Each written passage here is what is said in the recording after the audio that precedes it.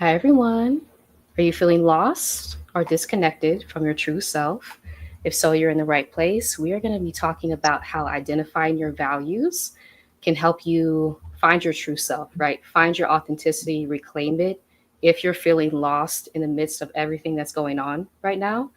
And this video is for Black Women Healing. My name is Marissa Price. I am a social worker, I'm a healing practitioner, I'm a freelance advocate creating safe spaces on the internet for Black women to heal, process what we've been through, right? Sharing resources with each other. And so if you're new to the channel, please subscribe. Love to have you here. If you are watching live, please let us know in the chat so we can say hello to you. But I have a lovely guest with me today, LT, and she is here to talk with us about how to identify our values and unlearn some of these people pleasing behaviors, patterns that we've adapted to survive, to get back to our authentic, true self. So I'll pass it over to LT to introduce herself, and I will link her channel in the description so that you all can subscribe. Awesome. Thank you, Marissa. Hey, y'all, I'm LT, digital nomad, lifestyle, and business optimization coach. I basically help people find clarity to design a life they love and transform organizations to optimize efficiency as well as effectiveness. In my work, I have the opportunity to provide concierge style career and lifestyle coaching for individuals, as well as work with organizations in order to offer them high touch consulting services. So think of things like fractional chief of staff, program and project management, HR, talent development, organizational development, that type of work. I'm also the creator of the Calibration Suite, which is a leadership development program that is focused on high impact and really helping leaders to think and to prioritize and execute in really complex environments. I've worked in people development for about 15 years. And I started in that because ultimately I really believe that our mindset, right, comes before strategy. And so I'm a plan and strategy person. But before we can really get into something that works, we've got to get our mind right. So I take that approach when in my work as well as helping clients. I love that. I love that. And you mentioned, so I also have a community, Black women freelancers, and you mentioned a term I haven't heard before, like concierge services. For people who don't know, can you just say a little bit Yeah. about what that means as a freelancer, as an entrepreneur, what that looks like? Yeah, so for me, I have a background in working in consulting and tech and government and higher education is where I've spent the majority of those 15 years. And one of the things that I've noticed is that people really want to feel like they can come to you and just lay everything out, and that you really help them to not just have clarity, but to create a structure and a process that works. And so I took the perspective of, in terms of my business, of focusing on being able to offer a suite of services. And so, in particular, with my business clients, that's why my background kind of spans. I talk about talent and HR and organizational development. I'm one of those people where I've spent 15 years of my career predominantly in the same space. And so I have really deep expertise, but I also have a variety of expertise. And so it makes me a really great person to call when um, you want to develop, performance management, but then you also want to make sure that it's in alignment with culture. But then also you need some change management and you need a communication strategy, a part of that, right? And so I think about it from that perspective of, you go to a concierge and you're like, here, I'm here for 3 days.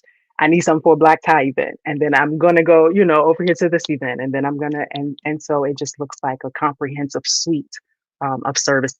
And so I do that with businesses, but I also do that with individuals because our lives are just as complicated, right? And complex. And so I like to work with people through the complexity of it. That's amazing. That's amazing. Yeah. And I feel like, kind of in line with the topic of this conversation, right? A lot of us don't even realize the talents, the skills that we have inside of us. So, like, getting back to your authenticity I can see how that can help you, right? Even as a freelancer, as an entrepreneur, identifying the spaces where people need your skill set and then offering that as a service. And so, just, yeah, Yeah. that's beautiful. Thank you so much for sharing that. And it would be interesting. I mean, we talked a little bit about this before we started the live. But interesting is a really big thing for me, and I think I'll share more about that. I don't think I could be in business, or that I would have started a business and just done one thing, because it's not really the way that my career has gone. Um, I'm a person who has been, I started my career um, in, I would say, training and coordination and program coordination. And so, if Mhm. one of the running things is, if you are in training, you also do some communications. If you are in training, you also do a little bit of marketing. If and so that's where I started 15 years ago. It's a little bit hardwired in me to see one thing, but then to go and connect all the dots in the system.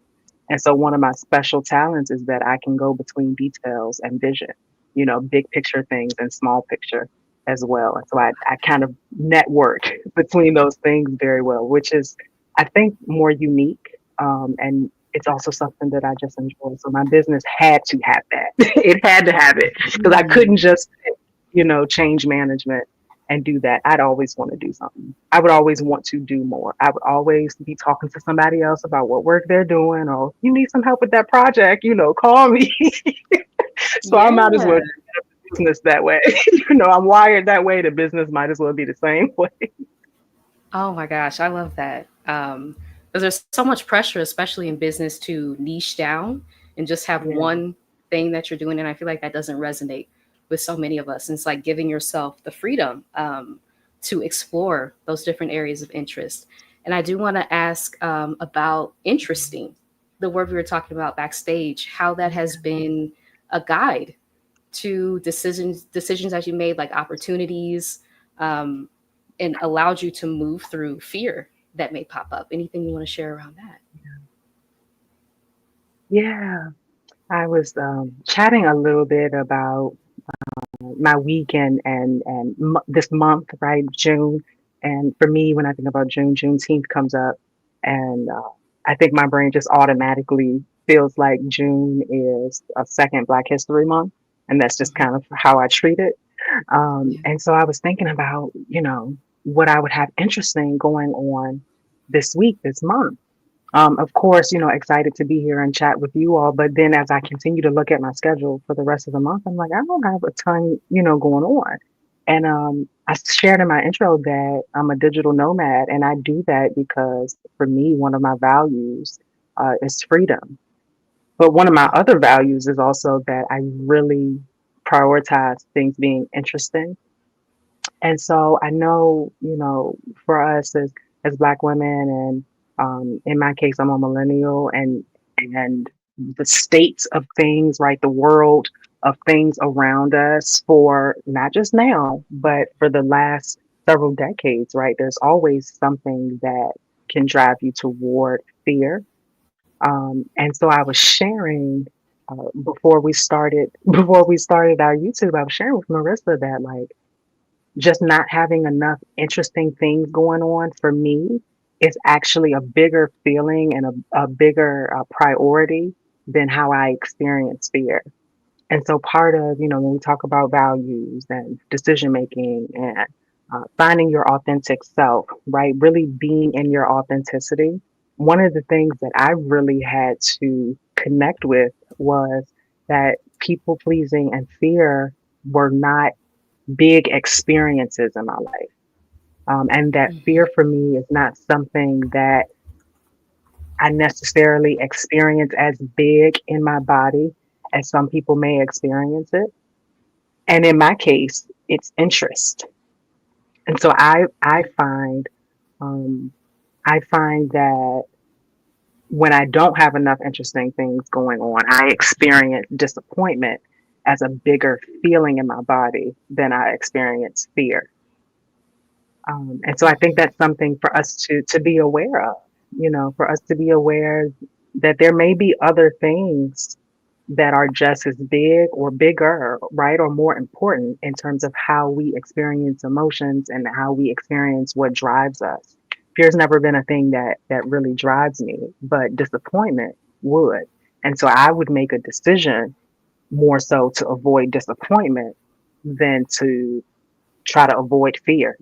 I'll just keep going.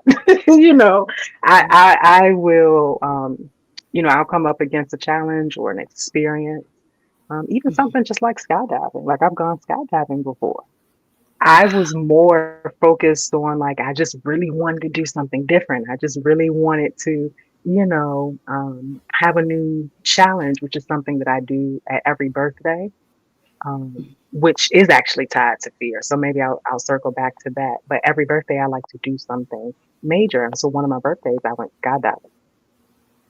I was more focused on being disappointed by not having an interesting, exciting thing to do on my birthday than I was concerned about fear of skydiving. But the entire Mhm. time I went through that experience, I I kept looking for it, right? Like I kept kind of searching, body scanning for where the fear might be. I was expecting that I would experience fear. But I also still signed up and paid my money and signed that little waiver that they have you sign, because I Yes. was gonna do it. And Mhm. I'm like that with particularly everything. I literally don't care if it makes me afraid. I am more concerned with other values that it ties to. And so fear for me is really not a big experience in my body, but disappointment is a much bigger experience. And so I will make decisions around that as opposed to making decisions. Mm-hmm. That's so powerful. Because as I was sharing with LT, like a lot of us feel like fear is, as soon as we feel those like body sensations of fear, it's like stop, put the brakes on. But it's often just information, right? If you view it kind of in that sense versus it being a stop sign, something that you can move through because you've already demonstrated to yourself throughout your life that you've had to move through fear and you've been able to do that. So even I don't know, like attaching it to a bigger thing, right? I'm actually motivated more by being disappointed, like you said, versus being afraid of what's on the other side, and letting that be your guiding light. That's amazing. Um, I do want to Yeah. ask you what it means to reclaim your full autonomous self, going along with the theme of the video today. Yeah. Reflecting on, for me, a lot of my work focuses on kind of bringing people back to what matters to them. And one of my reflections kind of landed me on the thought that over the course of our life, right, we make decisions, and for the rest of our lives, we'll continue to make decisions, right? But we make decisions, and we base a lot of that on what we're taught, or things that might have been forced on us, or experiences maybe that we've had. And then eventually it's time to make new decisions, but we build those decisions on the old one. We never really like go back to a baseline. We kind of never really um, go back and catch up on, okay, why did I make this decision in the first place? And so should this second decision still be based on the first one? And then we go through life that way. And so I've often Mhm. felt that if we don't catch it, if we don't notice that that's the road we're taking, one day, quite often, people look up and you're in a life you didn't really want, or you're in a life that you didn't quite expect to go this way. And it's not just because of how life happens, right? Because life does happen. In some cases, it's because we kept just making decisions based on previous decisions, as opposed to the alternative would be that you come back to baseline. And so I submit to you all that your baseline is actually your values. Mm. Your baseline is actually your value. Yeah, your baseline is your values. And you asked me about the autonomy, so I don't want to leave that out. Um, in the concept of how we're talking about Black women healing, right? I believe that part of healing is reclaiming your autonomy, and that your Mm-hmm. autonomy really is a major part of that. And so, autonomy to me looks like going from things happening to you, right? We talked about life happening, and shifting into you happening to things, right? By becoming an active and engaged decision maker. And so that reclaiming your full autonomous self that looks like your values and your priorities, right? That looks like your likes and dislikes, your needs, your wants, your desires, your goals, all of the things that really make you you, but in your entirety. Not just your relationships, right? Not just, at work or at home or your mom or your wife or your girlfriend, your sister. It's really about you in your entirety, and that baseline really comes from the values.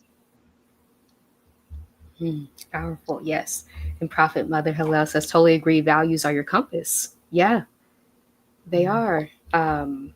Yep. And I do want to ask just like the importance of defining your values for yourself. You mentioned like these different roles that we play, Yeah. which can lead to some confusion, right? Who am I outside of all these roles that I play for other people? And I feel like defining your values is so critical, and Yeah. something that not a lot of us are told. Like I can speak for myself. No one ever told me to define my values and let that be the guiding force for my life. There's a certain level of agency that you have to tap into, right, to get to that point. So can you offer, if people have never done an exercise of setting their values for themselves, where can they start? Like, what is the starting point? Yeah, I would say there are two starting points. The easy one, I'll give you that one first. The easy one is just looking it up. There are all of these, and folks who might work kind of like a traditional 9 to 5 job. You may have been in some type of workshop, right, or a leadership development program or something like that, where they've given you one of these little exercises. But I love those little things. You can just go right on Hmm. Google. There's a ton of free options, tons of I would just Google value assessments or questionnaires, and they're available online. And what I really enjoy about them is that they offer different terminology, right? So when I say values, you might think of, courage. And I talked a little bit about things being interesting. You may have never thought about that as a value. And so I like these questionnaires and these assessments because they're going to give you different exposure to different terminology. And it's going to give you a chance to be exposed maybe to some values that you hadn't quite thought about before. They might be true for you, but you just hadn't quite come up with that word or had that experience. So that's the easy way to kind of get started with it. Um, Okay. Here's the 2.0 version. Hmm. The 2.0 version would be to start by looking at the decisions that you've made over the course of your life. And so when I say that, I would look at decisions regarding your relationships, romantic and platonic, right? So definitely friendships as well. And I might even put that first. Education, decisions you've made regarding that, work, as well as living situations, kind of tackle uh, the big four, I would say. And I would look at the decisions that I have made regarding those things, and think about how and why did I prioritize it this way? Why did I pick this school? If you went to college, whether that's undergrad or, a lot of us are heavily degreed. So whether it's a master's, PhD, doctor, and stuff like that, why did I make this decision? What was my driving force? When things went well or they didn't go well, right? A lot of us have some type of thought or example for that. What was the driving force there? And if you look at kind of the decisions you made at key points over the course of your life, you will see what you may have prioritized. And so your next step then is, do I like what I prioritized? Is that true for me? Or did I make this choice based on a previous choice? And you can start to kind of break it down a little bit from there. But that is the 2.0 version. You have to really sit with yourself, and you have to sit with choices that you've made over the course of time. But your choices do indicate whether you were able to articulate it or not. Your choices will always indicate what you actually prioritized. And so then you have to do the work of um, deciding, is that what you want to continue to carry forward? Wow. That's very powerful, and something I work with my clients on, right? Kind of like life story work. And I know Angela Kanu, I've had her as a guest on my channel before, but she talks a lot about this, right? Like You have to tell yourself your own story. What happened to get you to this point? Because so often we're cut off from these decisions that we've made when really that's the treasure trove of information that tells us what our values are, even if we didn't recognize it at the time. So I think Yeah. that's a wonderful exercise. And I do want to ask about your specialties, And the your coaching that wait list. people may have Uh, seen. Yeah, yes. yeah. One thing I'll add to that, Hmm. one of the some of the language that people might be more familiar with is espoused versus enacted. And so we Mm. all have values that we espouse, right? We say, this is what's important to us. This is my list. And so taking it from the standpoint of looking at your decisions will actually tell you your enacted values. And so once you go through, right, the decisions, I made these decisions. Well, that has to be the values, right? This must be because I made decisions based on that, right? I made choices Right. and I walked through life, right? I made some type of investment of time, effort, or money, right? In Mm. these things. And so when you look at that list, if your enacted values don't look the way you want them to, that means that there's a disconnect, right? There's some cognitive dissonance between the espoused values, right? I say family's number one, but I never take my PTO. I never go to, a family reunion. Nobody can ever reach me on the phone or, we talk about certain priorities, but then when we go and look at what's actually happening in real life, there's a disconnect. And so that type of exercise that I just shared will take you through highlighting and demonstrating what your enacted values are. And the alignment typically needs to come that we need to get closer to our espoused values. Mm. That's really powerful. And I never thought about that before, right? So your choices are the proof of what you actually value, and knowing Yeah, that you have the agency and the autonomy to make a different decision if you're finding misalignment between the two, right? You don't just have to stay in a life that doesn't honor yeah, your true values. You can make the decision to pivot.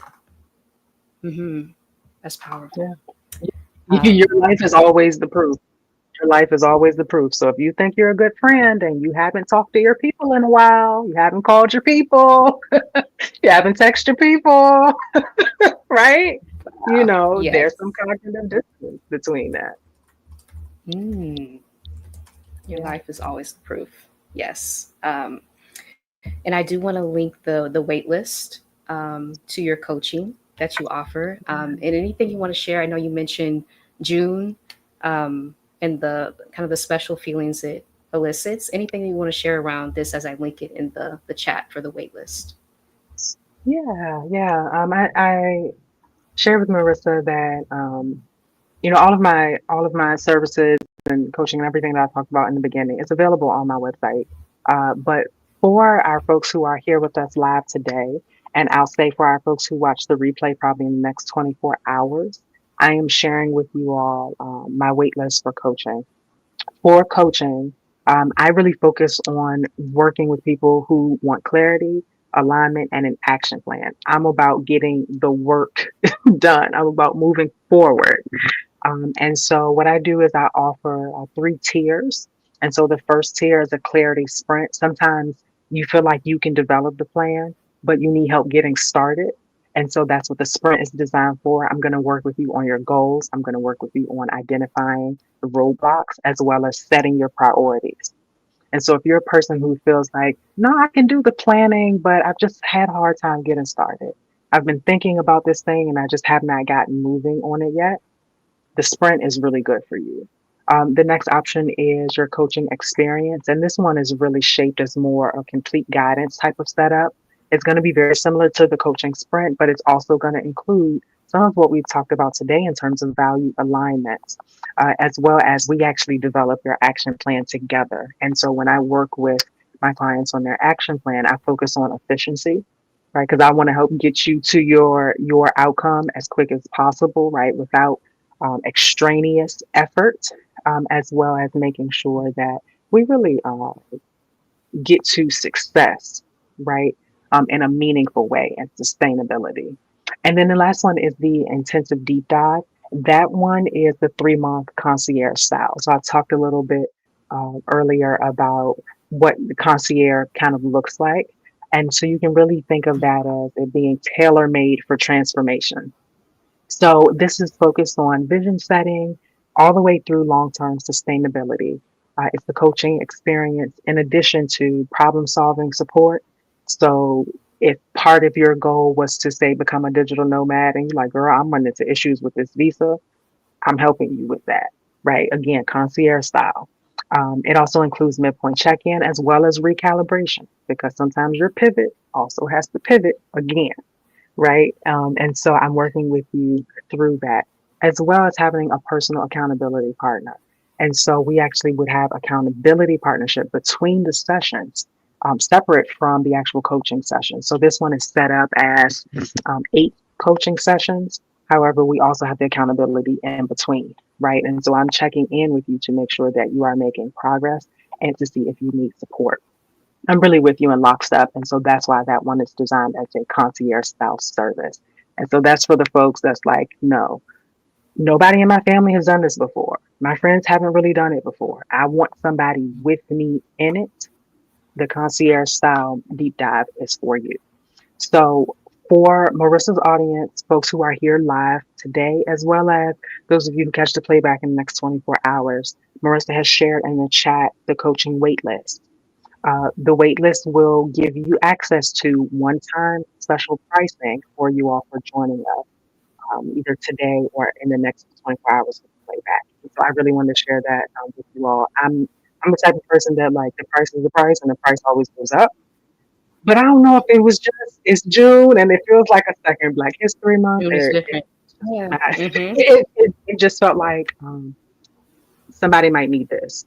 So if you are the person that's been saying, I really want to work with a coach, I really want to work with someone who understands change, I really want to work with someone who is resourceful, but they're going to tell it like it is, and they are invested in helping me to move forward, this is your opportunity.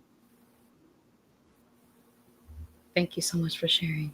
Yes, and I will link this in the description section too after our live. So, yes, I do want to ask why you think that aligning with our values, something we talked about, is such a powerful tool for healing and personal liberation, especially as Black women. Anything you want to share around that? Yeah. You know what? There's really nothing new under the sun. There really isn't. When I think about one of the consistent threads that comes up when you study psychology and sociology, right, and anthropology and all the ologies, you read the self-help books, and you hear people. I sometimes watch interviews of people who have, made it to like 100 or are closer kind of to end of life, and everybody says some version of be true to yourself. Everybody says Mm-hmm. some version of be true to yourself. And to me, That's that true. sounds a lot like alignment with your values. Mm-hmm. And so I think of that like value alignment is doing 3 things. Kind of the impact and significance of value alignment is doing 3 things. It's reducing burnout. It's increasing Mm-hmm. mindfulness, right? It's increasing your overall awareness, and it's improving your decision making. Um, One of the ways that the most significant way that it improves your decision making is by increasing your trust in yourself. If I am a person who does what I said I would do, and I am a person who shows up in the way that I believe myself to be, right? I have evidence of that and I can see that. Um, that's going to build more trust with myself, right? I'm going to believe that when I say I'll do something, I'll do it because I've done it in the past. And so we kind of have to build that relationship and that bond with ourselves um, as a way to actually improve your decision making.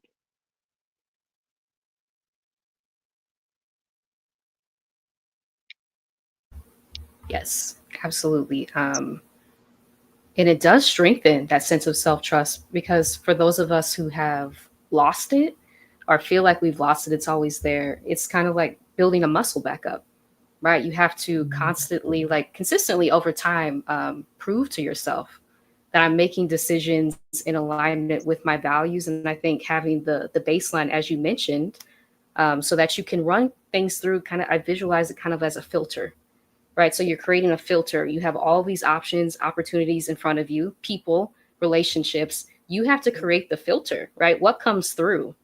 And that's where agency comes in, as we talked about autonomy, knowing that you have the ability to do that. And you don't just have to accept what other people are telling you should value. You get to define that on your own, Right. right? As a sovereign human being on earth, which is something that we're not often told. Um, but I love that a lot of us are sharing this, right? You get to define which direction you go in. You get to define what your life looks like. Yeah. You don't just have to accept what other people give you. Hmm. Right. Yeah. Right. You get to choose. And one of my favorite things, you get to change your mind.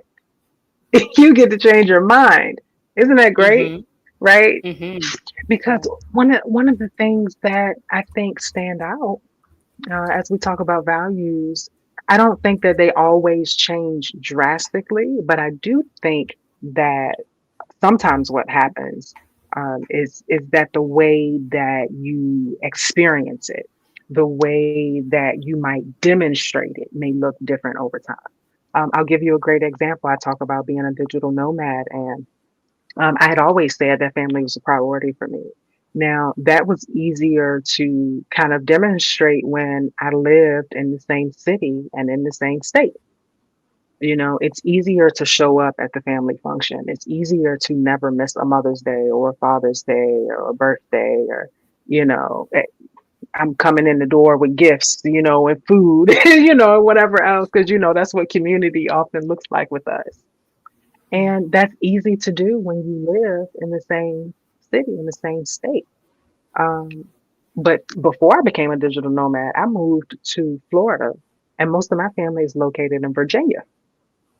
And so it looks a little different when I say, family's a priority. Well, now what does that look like when, by car, I'm 11 hours away, and by flight, 2 or 3 hours, but you got to hop on the plane. You got to pay to get on the plane, right? And so there's a different type of commitment in terms of time and energy and finances, and all of that. And so I think that while some of us, what we might experience is that the values have not necessarily changed, but the way that we practice demonstrating those things, right? Our actual enacted values, how do we work that out? That can shift. Hmm. Hmm. Absolutely. And then giving yourself space and room and permission for them to shift and realize that this is a journey of evolution, right? So you're constantly evolving as a person, you're gaining new information, and giving yourself room for your values to shift, and then knowing that you have the Yeah. agency to make changes in your life, right? Small changes over time lead you to the bigger thing, but that's just so important. In a message, like, I It's wish part of someone the would have process. shared with me early on. Yeah, it is part of the process. Absolutely. Hmm. Yeah. Absolutely. Yes. I do want to ask signs, any signs that you can share if someone is living out of alignment with their Yeah. values, things that Yeah. may pop up, symptoms, what may be in your life if it's not in alignment with your values. Yeah. I think one of the things that people will see is like a frustration, high levels of frustration, I would say, but without an identifiable source. Um, some of the other things that you'll see, inconsistent behavior, right? And so that's kind of that ties back to the cognitive dissonance where we talked about you have these espoused values, but then you have the enacted values, right? And that's the proof in your life is what's actually enacted and what's carried out. And so the difference between that is not just cognitive dissonance, it's also an inconsistent behavior as well. Uh, the last one that I'll share, and this one is actually very interesting because it's one that people might not necessarily expect, but You may also see uh, and experience jealousy. Jealousy Mm, comes up because you are watching people live a life that you probably want, but you're not actually doing very much to get it. You're not doing mhm. enough, right, to get Yeah, not their life, but whatever your version of that is. And so the difference between those things quite often emotionally can show up as jealousy. that's good. That's good. Yes. Because I can think back, right? Times when I experienced, like, oh, what is this feeling? Oh, jealousy, because this person is doing something I've told myself, my internal monologue, that I'm not able to do, right? And it's part Yeah, of like going within, as you mentioned, and unlearning that, ditching that. No, this is actually like permission for me to do something similar, right? Because they're serving as inspiration. If you can like flip it, reframe the jealousy that you're feeling to right. inspiration, that's the direction that you're being called towards. That can be a really Yeah, powerful tool in healing. Mm-hmm. yeah. And the Yes. interesting thing is, it's not always that you know. I'm not a person who is particularly jealous. I know that's a thing that some people, really experience strongly, and so I remember distinctively. This was a long time ago, but I remember feeling it very strongly, and I kind of had the same reaction you did, like, "Oh, what is this feeling? What's going on over here?" And it was with a friend and somebody that I was really close to, and I was like, "No, I don't do this. I don't, feel this way. I don't respond this way. I'm me and they're them. And it was I had this opportunity to kind of reflect on it because I really didn't know why I was feeling it because it's not a common experience for me. And so I really sat with it. I was really like, what's going on here? I don't even like the way this feels. And what I realized was um, they were doing something in a way that I wanted to do, but I didn't realize I wanted to do it. It was right. So they were um, they were traveling, Mm-hmm. and we had traveled together. So it wasn't like I wasn't going anywhere. But every time I turned around, they were going somewhere way more than I, way more than I was. And I was like, oh, Mm-hmm. I want to go. I want to see. And Yeah. I knew that I liked travel, but I didn't Mm-hmm. know I liked it enough to actually be jealous about it. Right. And so I didn't realize that in my list of priorities, it was higher up than what I knew.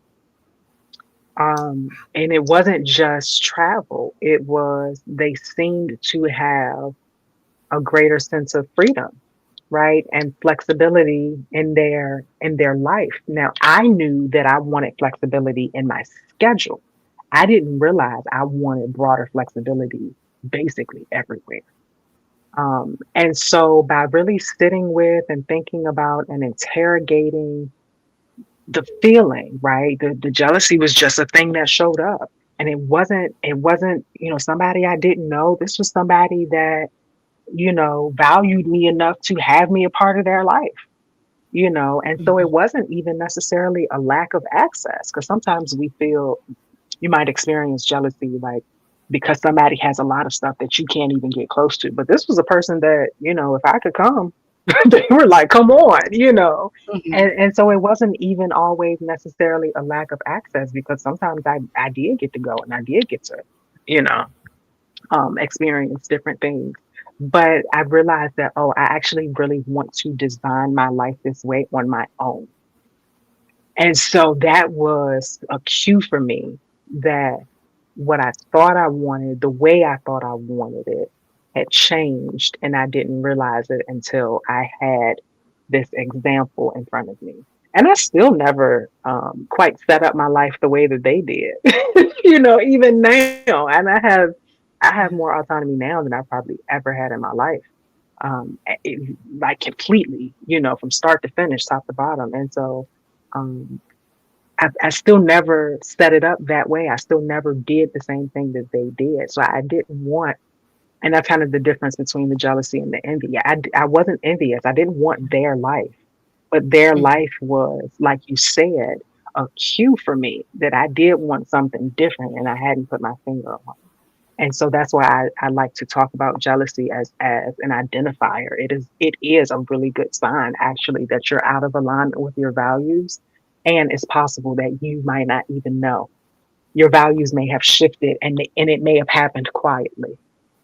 Mhm. Mhm. That's so true. And I do want to ask about feeling like certain things are off limits for us. Limiting beliefs, I think, is coming up, which can, I don't know, in line with Mm. jealousy and resentment, how it can build up if you see someone else's life and you've told yourself, right, this is off limits to me because someone else has told you, you've taken it in from other messaging, and it's become rooted in you. How can you start to release that, right? And realize, no, it's not off Yeah. limits. Yeah. That's a really good question. I think the exposure is a good start. I think the exposure Mm-hmm. to that somebody is doing something different. And you kind of hinted at this a little bit earlier. It's actually the process of reframing that exposure instead of the response being jealousy, right? And instead of um, still kind of sitting in the limiting belief, this is now an opportunity to reframe about what's my list, you know, maybe I write this down on my list. This is now my list of dreams. Because you're allowed to dream, whether you believe you have access to it or not. We all get to dream, you know. And so sometimes it shifts over time. You might not wake up and say, I can have whatever I like. You know, Mm-hmm. that might not be your shift. It might be small. But I think the reframing from I can't have it to what if I could have it, right? A shift into Yes. curiosity gets Yeah. people right more into the openness. And so I would just say, start your list. You know, I keep a list. I keep a list. And you know what's really good for that? Instagram. Instagram is Yes. great because Mm-hmm. people tend to only put the best things up, right? You know, they only put up when they out on the yacht and they got whatever they want going on, you know. And That's I'm so like, true. okay, not Yeah. today, but you know, okay, bookmark. I literally, I have a list. Um, Mm. forget what the actual name of it is, but it's something along the lines of like life design, like how I would want, you know, certain access to things. Mm-hmm. So it'll come. We'll get there. So for now, I keep a running list. I wanted to go to Europe for the longest time, and Mm-hmm. I don't know why, but I just really thought that I would love Portugal, and I had no clue why I felt that way. But I felt that way, and I was convinced. I was utterly convinced that I would love Portugal. Well, do you know one of the first things I did when I left my full time job and became a digital nomad? One of the first places on my list, now I didn't go to it in order, but the first place I put on my list was Portugal. And I spent a month in Portugal. Wow. I spent a Mm. month in Portugal. And do you know I thought I would love it and I did. I thought I would have the time of my life and I did. And I had no reason to think that. I had no reason to think it. I had no reason to believe it, but Portugal was just it was on my list. And I don't know how it got there, but I did. I used to I'll share this one last thing around it. Um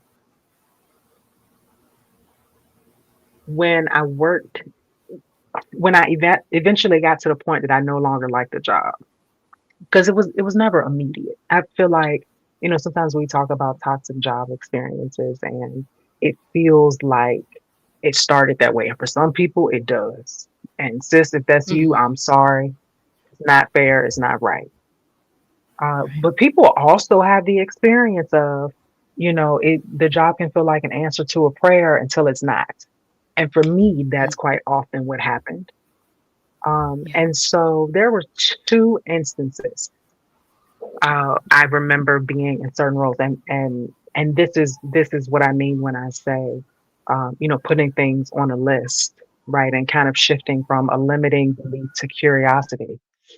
Every time I would log into my computer, and they were always, Windows computers, and so Windows used to do this thing with the screensavers, where they would show you different places around the world. Now, I didn't know where these places were and I had never been there, but do you know what I used to do? I used to scroll up. It used to be in the upper right hand corner. I would scroll up to the upper right hand corner and I would see where the place was and I would put Mm-hmm. it on my list. I would say, ooh, travel places, to check out. Before I Mm-hmm. ever had a passport, I Mm-hmm. had a list of travel places. And this is before, travel became like content and the whole, influencer thing and all that. Like I'm talking 10 years ago plus, easy. But I Mm-hmm. I would just put it on my list. And so that was one of the things I did around travel, but I also would do it around thinking. I realized that sitting in a toxic job can make you shrink. It will make Yes. you shrink in your thinking. It'll make you shrink in what you believe to be possible. It'll just make you Mm. shrink as a person. And in one of the moments where I really was having a hard time with that job, um, one of the things I did, I would come into work. I kid you not, I would come into work and I would open the the um, the TED like website, and I Mm-hmm. would do nothing. Like I would do my work, but with headphones on, I would listen to TED talks all day. I used to do that too. I Mm-hmm. would listen to. Mm-hmm. Did you do that too? I did. Yes. Wow. Wow. Yeah. Yes. Mm-hmm. And obviously like it's not the same type of list as travel, but I had like I would Mm-hmm. go, okay, well, I'm gonna listen to these ones tomorrow, and I would just follow a thread because I just needed to see people living, and I needed to see and hear people talking about bigger things, bigger concepts. It was a job that I felt like I could have done more in. It was a job that I had higher hopes for. But I had a really frustrating relationship with my initial manager. I had a different manager later, and thank God for her because I really believe he brought her across the U.S. for me. That's a separate story. But Mm-hmm. the first one, it was bumpy. It was real bumpy, and that was new for me, because my last supervisor to this day we still talk.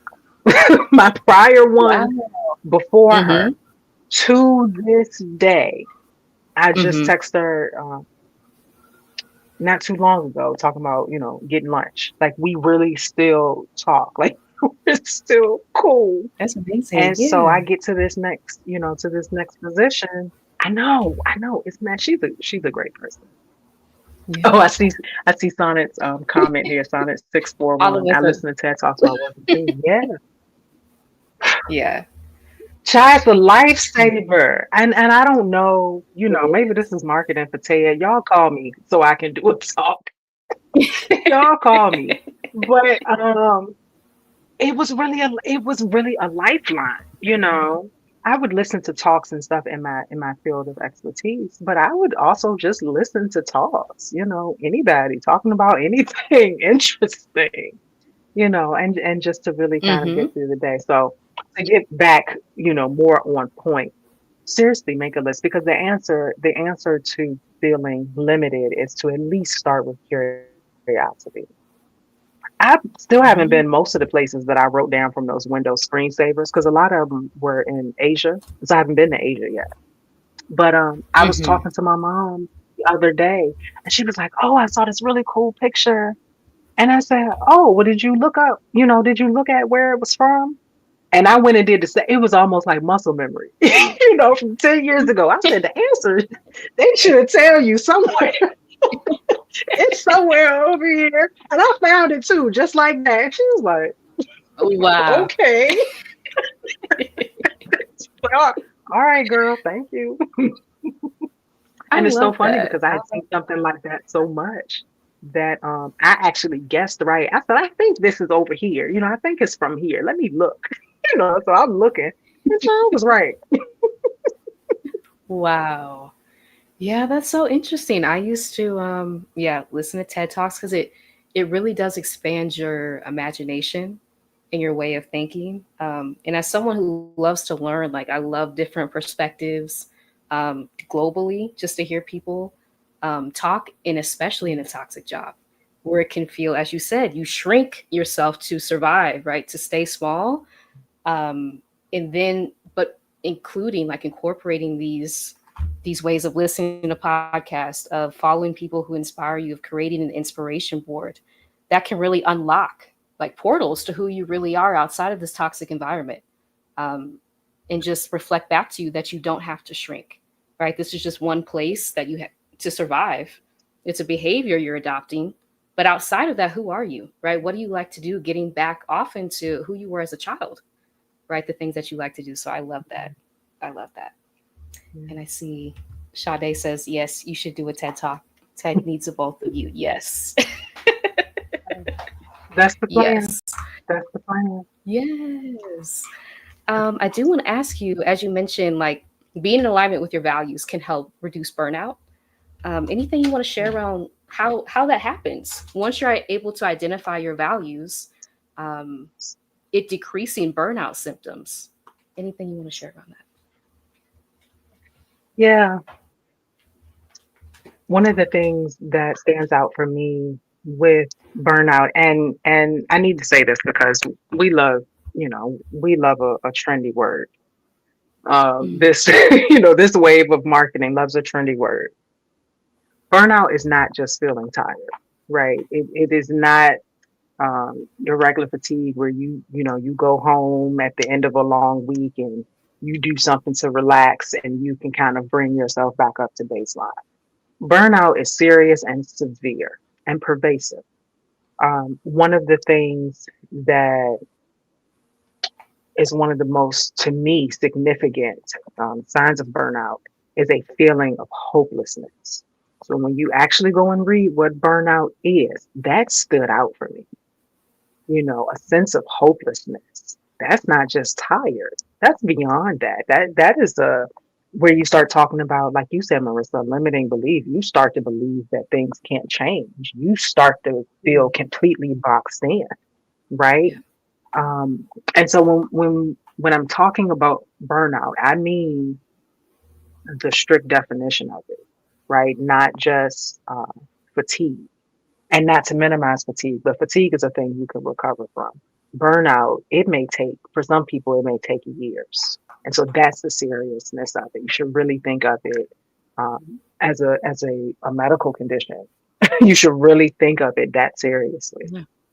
So when I talk about how it can reduce burnout, the chances of getting burnout, as well as um, improving it, it's because prioritizing and really focusing on your values, being in alignment with your values, what it actually does is it focuses you. Mm, It focuses what you give your time, your energy, and like I've said before, what you invest your money in. And so we, Black women, we have a tendency where we do a lot. mm, We do a lot. Um, yes. but the impact of it reducing burnout in terms of focusing your energy, we're always doing a lot for anybody, everybody, and we're not always investing that same level into ourselves. We're splitting our attention, right? And who we are and how we show up, we're splitting it amongst every little thing.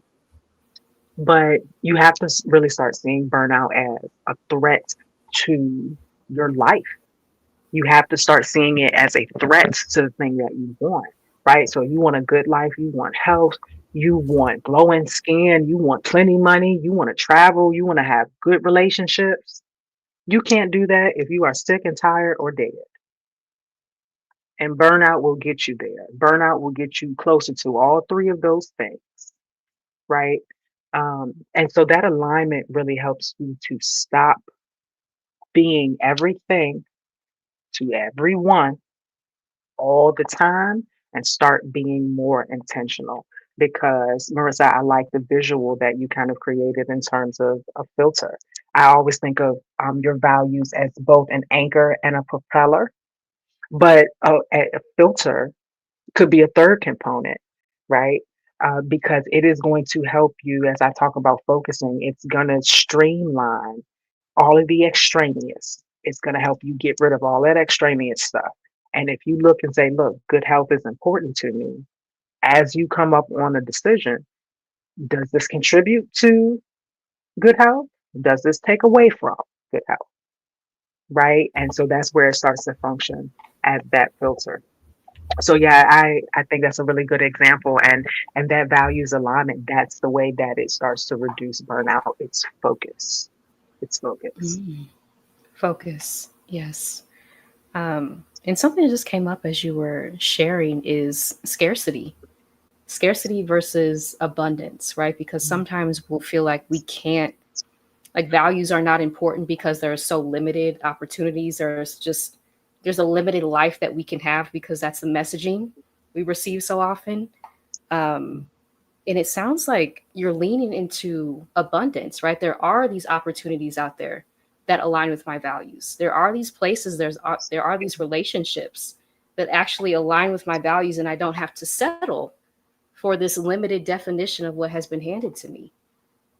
Um, I Yeah. don't even know the And question I with that, think but better being able to identify them, yes, yes. you Mm-hmm. know, you know, Mm-hmm. because things can seem very similar on the surface. They can Mm-hmm. seem, sure, this is, sure, this opportunity is good for my health. But let's get more specific about what health looks like, for you. And then you can interrogate the opportunity a bit better. And so I think it's abundance. It could be an abundance mindset, maybe in terms of best fit. You know, Mm-hmm. I could have a million shoes, but if I don't wear a size six, then I don't need a million size six shoes,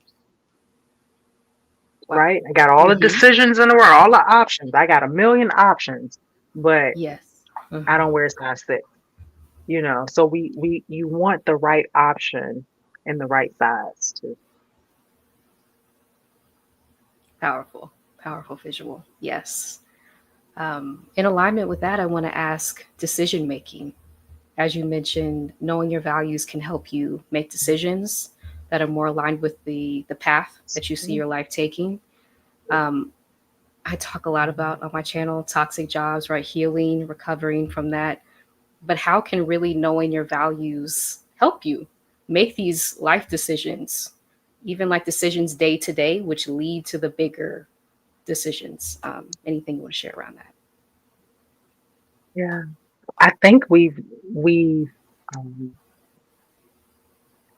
we've kind of articulated it, and it's having the focus, right? Mm-hmm. It's Mm-hmm. having the focus. It's having the options, but knowing which ones actually fit you, which ones actually suit you. Yeah. Um, One of the things that I think about, particularly as it comes to decision making, and we talked a little bit about this earlier, is in terms of developing that trust, right? As you are increasing your awareness of your values, and then making decisions, right, that both espoused and enacted, right, they start to look more similar. They start to reflect each other, right?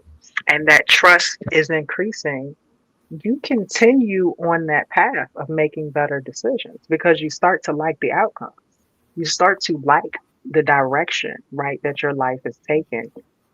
Mm-hmm. And um, because I don't want it to sound like everything becomes perfect. That's not a Mm. that's not a thing. I just want to say that very clearly. That is not a thing.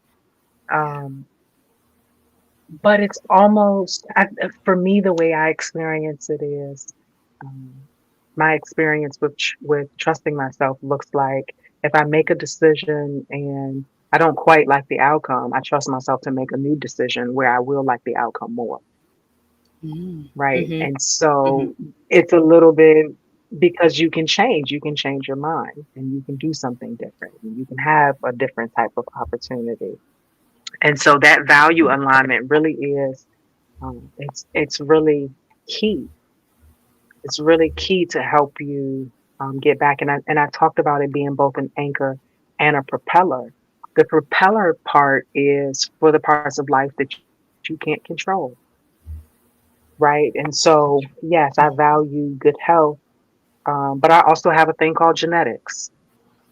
And Mhm. so part of my genetics may be wired to do a certain thing.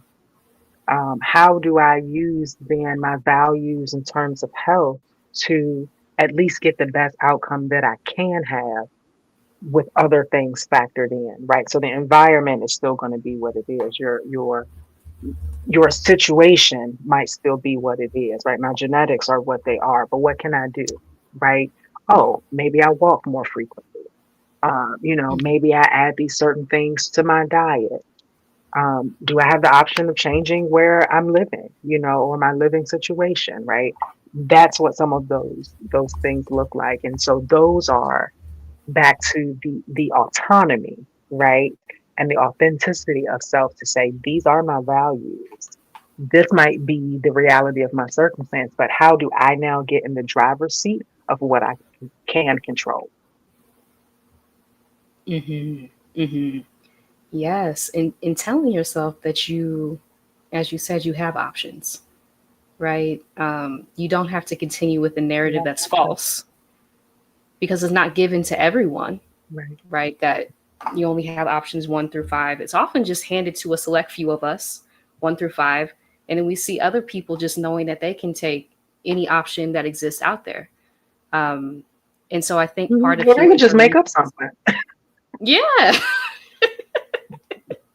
absolutely, They wing it. yeah, 100%. Yeah. 100%. Yeah. And healing for me has been interrogating that, right? Why was that messaging fed to me?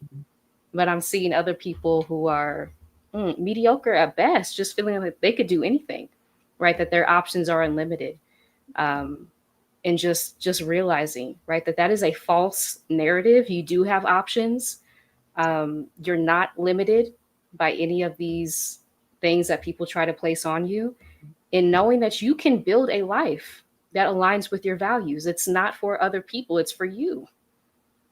I think that's powerful. Right. Yeah.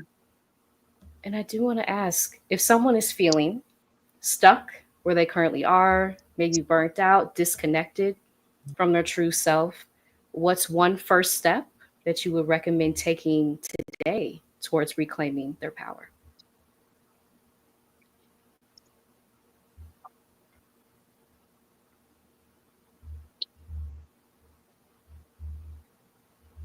I would start with, and I did start with, and I tell all my clients to start with quiet. The world is very, very loud. There's always something happening. There's always someone talking about something. And a lot of times we kind of need to come back to ourselves, right? Um, we need to kind of drop back into our bodies in a way that you can start to have clarity, but you're not going to have clarity in utter chaos. And so, one of the ways that you can create a little bit of a buffer between you and the chaos is quiet. That means, time without music. That means time without podcasts and without YouTubes and time without Other people talking to you and expecting things. You need quiet.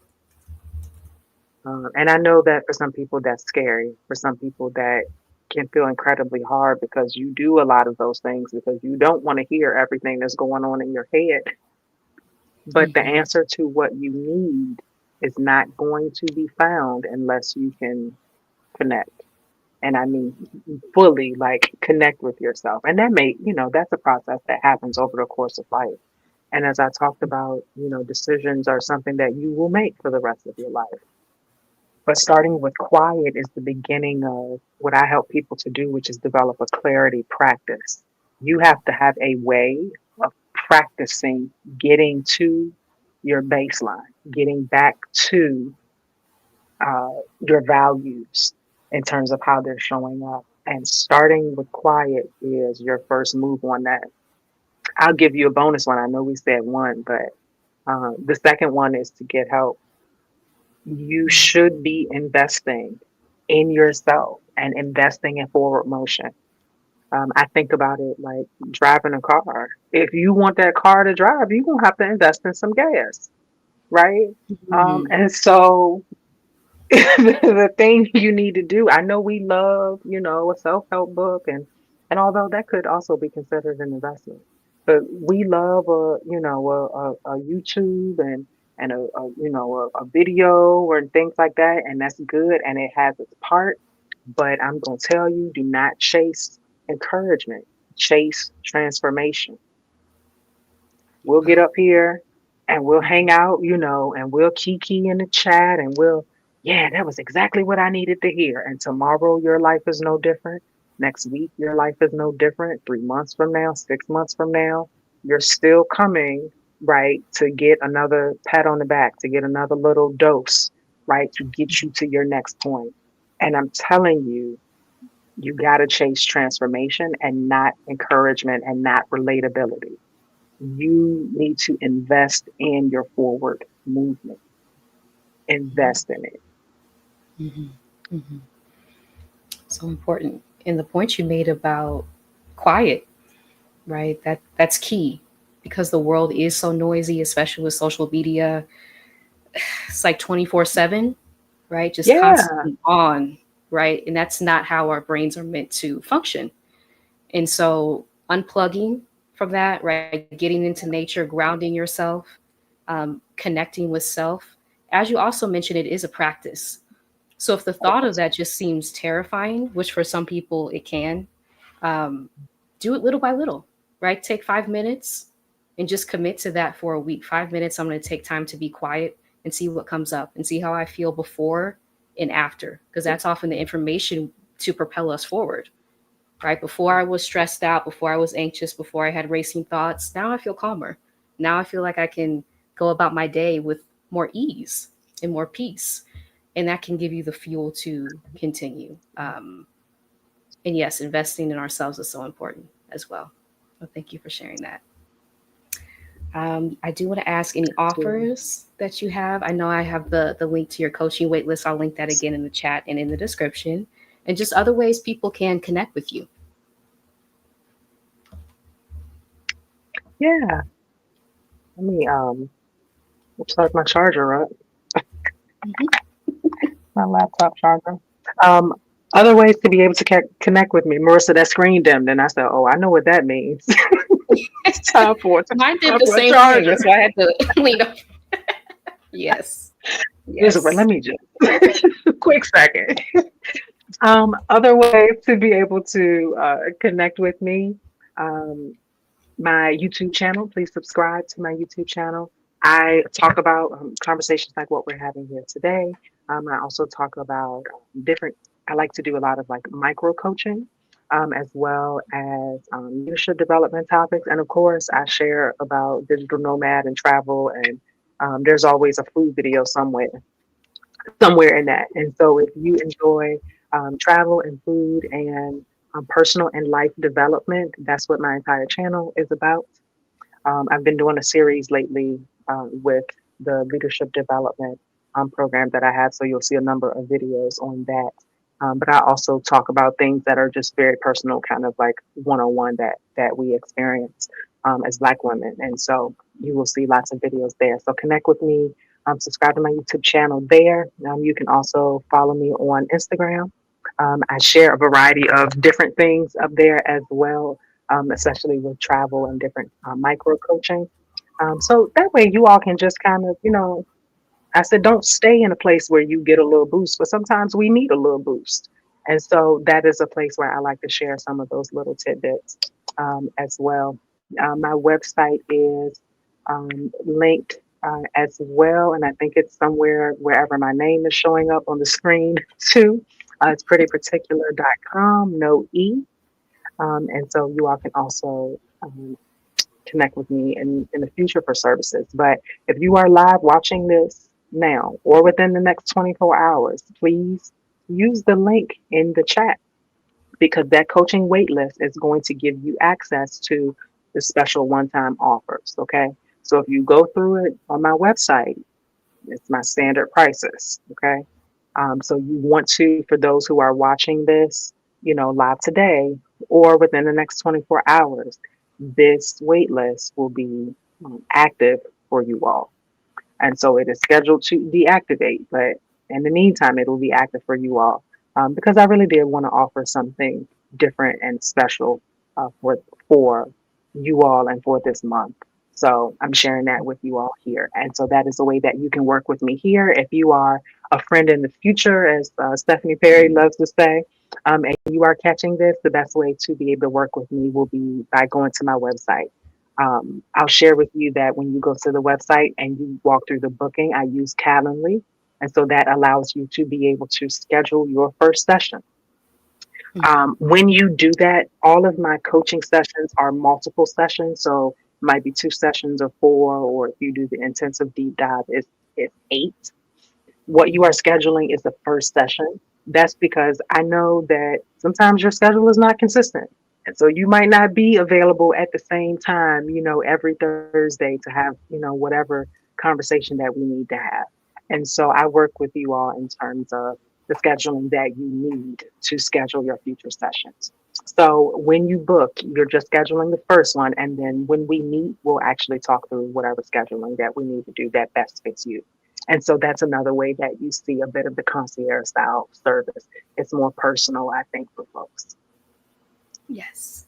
Yes. Thank you so much for sharing. And yes, I want to thank you so much, LT, for being a wonderful guest, for sharing everything that you shared with us. Thank you to those in the chat who attended live. Thank you to those who are watching on the replay. And yeah, any last words that you like to share with folks who are discovering the real them after maybe a period of feeling disconnected from their true, authentic selves? I would say um, that, and it's very cliche, but life really is a journey. And as a person who is very action oriented, I understand that sense and that feeling to want to do the checklist. Um, and so that can kind of prompt us to feel disconnected. But if you are walking through this process to really get more connected to yourself, right? Find the real authentic you by reconnecting with your values, it's going to be a journey. It's not going to be one decision and one and done. It's going to be a part of all of your future decisions. But that is going to get you closer, not just to you, but a meaningful life in the way that you see it being meaningful. And so it's something that when you run into challenges, right, that's the propeller part of the values. When you run into challenges, you have something that you can help to move you forward because it's meaningful to you, because you value it, because you prioritize it. You're more likely to continue to follow through on actions that tie to something of significance. And so that's why it's so important to tie your goals and to tie the work that you do, right? Just in terms of not necessarily your career, but your effort, what you give your effort to. That's the Mhm. significance of it. And so as you are reconnecting, with your values and reconnecting with your authenticity. Expect it to be a journey. Expect to learn, expect to Mhm. experience some things, to have some aha moments, and to recalibrate. You will have points where you have to shift and recalibrate based on what your values are. And so I just want you to think about it from an experience standpoint, that this will be something that you do for the rest of your life, but it will make each part better. And thank Mm. y'all. Thank y'all for joining Beautifully me, said. for joining us Yes, and allowing me to share with you all. And thank you, Melissa, for having me. absolutely. Absolutely. And I do want to mention so I'm a healing practitioner offering healing services for sensitive Black women, introverted Black women. So, and this is the link to book an intro session with me if you're interested, also in the description section. I will again link the waitlist that LT mentioned for her coaching program in the description section. And with that, I want to thank y'all so much for being here. If you haven't already subscribed, please subscribe to my channel and LT's channel as well. Pretty particular. I'll put it up here again. And yes, this has been a beautiful conversation, healing.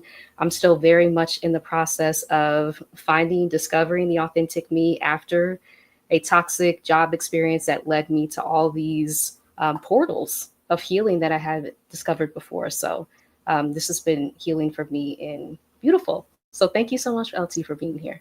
Appreciate you. Yeah, absolutely. All right, y'all. With that, I will talk to y'all later. And I want to thank you again for being here. Bye. Thank you.